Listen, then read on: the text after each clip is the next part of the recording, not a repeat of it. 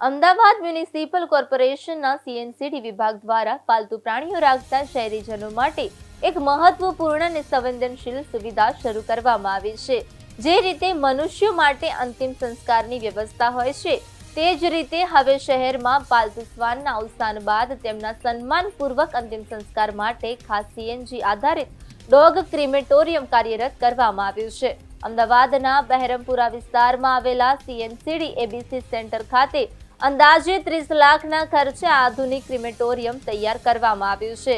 આ ગુજરાતનું પ્રથમ એવું સેન્ટર છે જ્યાં સીએનજી ટેકનોલોજીનો ઉપયોગ કરીને શ્વાનના અંતિમ સંસ્કાર કરવામાં આવશે। આ મશીન ગેસ ફાયર્ડ હોવાથી તે સ્મોકલેસ, ઓર્ડરલેસ અને સંપૂર્ણપણે પર્યાવરણને અનુકૂળ છે। આ પ્રોજેક્ટની સૌથી મોટી ખાસિયત તેની હાઈટેક સુવિધાઓ છે। ક્રિમેટોરિયમમાં સીસીટીવી કેમેરા લગાવવામાં આવ્યા છે, જેના માધ્યમથી પેટ ઓનર્સ પોતાના લાડલા શ્વાનની અંતિમ વિધિ ઘર બેઠા ઓનલાઈન જોઈ શકશે।